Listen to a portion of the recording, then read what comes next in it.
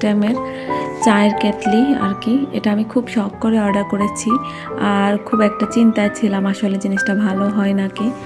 ওরা আসলে শিপিংয়ের জন্য পারফেক্টভাবে একদম প্যাকেজিংটা করে, যার কারণে নষ্ট হয় না, সুন্দরভাবে যে কোনো জিনিস পৌঁছে ঠিকঠাকভাবে।